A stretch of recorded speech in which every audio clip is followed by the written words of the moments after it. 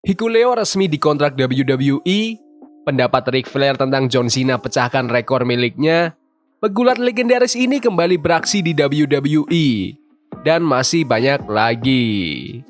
Selamat datang di Extra News, di mana kita akan bahas berita-berita terkini tentang WWE. Sebelum kita lanjut, aku pengen kalian like dan share video ini ke teman-teman kalian yang suka WWE, dan jangan lupa subscribe soalnya channel ini upload video setiap hari. Hikuleo resmi dikontrak WWE. Sepertinya The Bloodline akan menjadi lebih besar dalam lebih dari satu cara. Segera setelah Hikuleo dilaporkan telah menandatangani kontrak dengan WWE. Bulan lalu, dilaporkan bahwa Hikuleo selesai dengan New Japan Pro Wrestling pada 9 Juni di Dominion. Harapannya saat itu adalah dia langsung menuju ke WWE. Merek dagang nama Tala Tonga hanya memicu anggapan bahwa adik dari Tama Tonga dan Tonga Loa ini sedang dalam perjalanan ke WWE. Dalam laporan terbaru, sumber WWE telah mengonfirmasi bahwa Hikuleo resmi bergabung dengan WWE. Namun tanggal untuk Hikuleo memulai debutnya saat ini belum diketahui. Dengan Roman Reigns yang dilaporkan akan segera kembali ke WWE, sepertinya kisah The Bloodline akan segera dibawa ke level yang berikutnya. Menurut kalian, apakah Tala Tonga harus berpihak ke Solo Sikoa atau berpihak ke Roman Reigns? Komen di bawah. Pendapat Ric Flair tentang John Cena pecahkan rekor miliknya. Randy Orton sudah menjadi juara dunia WWE sebanyak 14 kali. Sementara Charlotte Flair adalah juara dunia wanita sebanyak 14 kali. Ayahnya, Ric Flair, telah menjadi juara dunia WWE sebanyak 16 kali, setara dengan John Cena. Tapi banyak penggemar percaya bahwa John Cena bisa mencetak rekor baru sebanyak 17 kali ketika dia melakukan tur pensiunnya besok pada tahun 2025. Saat berbicara di sebuah radio, bintang legendaris Ric Flair mengatakan bahwa dia ingin putrinya yang memecahkan rekor gelarnya. Namun, jika John Cena melakukannya sebelum Charlotte, Ric Flair tidak akan mempermasalahkannya. Flair tidak berpikir Cena akan memecahkannya hanya karena Cena tidak mau melakukannya, sebelum menambahkan bahwa Randy Orton adalah orang lain yang pantas memecahkan rekor karena dia sudah berada di puncak WWE begitu lama. Ada beberapa kebingungan di kalangan penggemar tentang komentar Flair, yang menyebabkan dia menggunakan media sosial untuk klarifikasi, meluruskannya. Terlalu banyak perhatian yang diberikan pada hal ini. Mari kita luruskan rekornya untuk terakhir kalinya. Pilihan pertama saya jelas adalah Ratu Charlotte Flair. Saya memikirkan teman saya juga, John Cena, yang merupakan atlet luar biasa.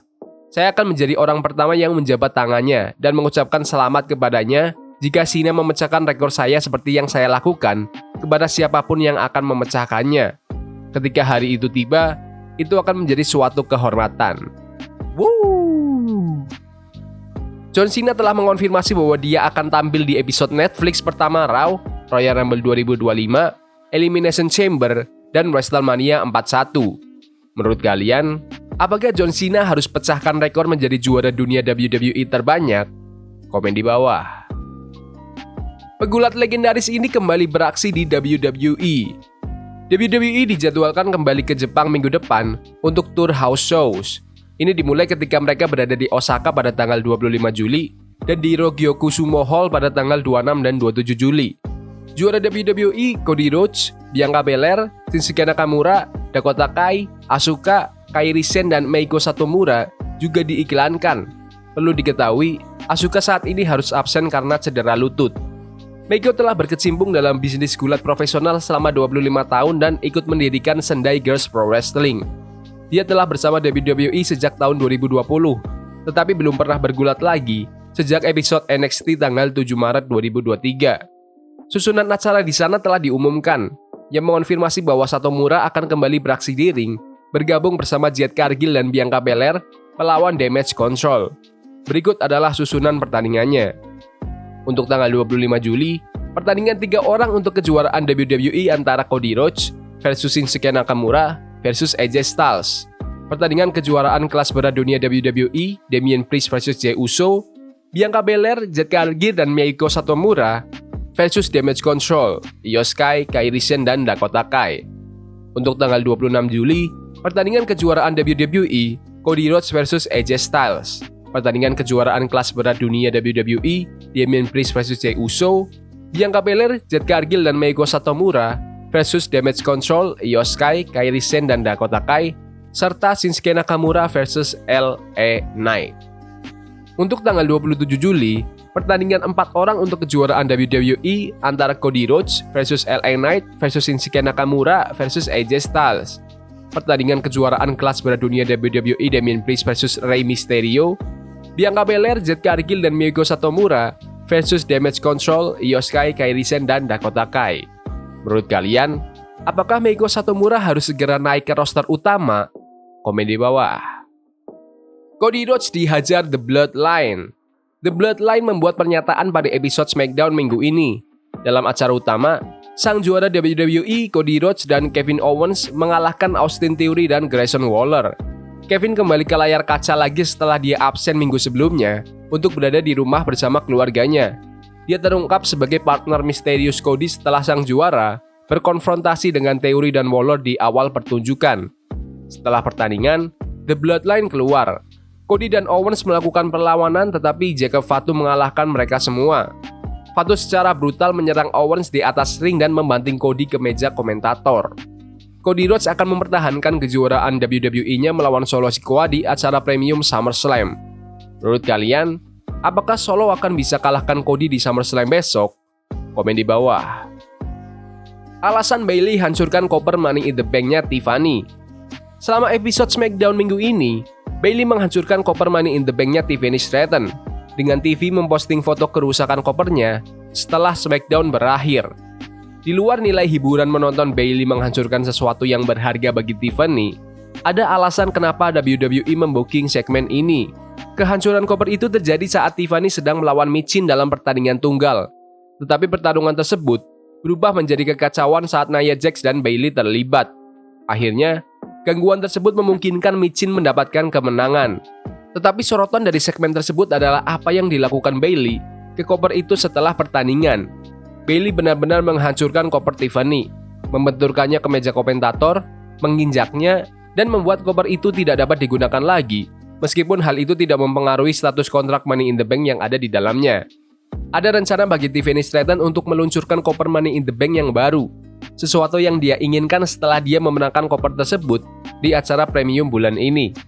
Ada yang berspekulasi mengatakan bahwa kopernya akan berbeda, dan ada yang berpikir Tiffany akan memiliki koper berwarna pink sesuai dengan karakternya. Rencananya adalah untuk mempercantik koper milik Tiffany agar sesuai dengan gimmicknya. Bayley yang merusak koper itu hanyalah alasan alur cerita bagi Tiffany untuk membuat koper baru. Ini akan menambah ketertarikan pada karakter Tiffany.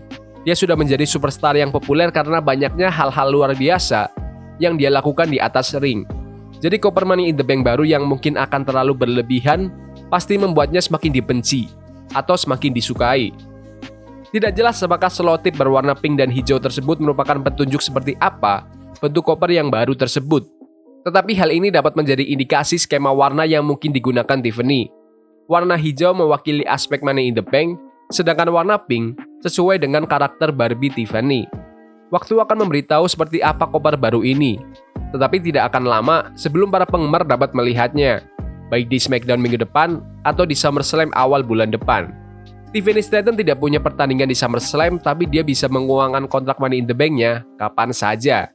Menurut kalian, apakah kalian suka dengan koper Money in the Bank menjadi warna pink? Komen di bawah. Budaya ruang ganti di WWE sudah berubah.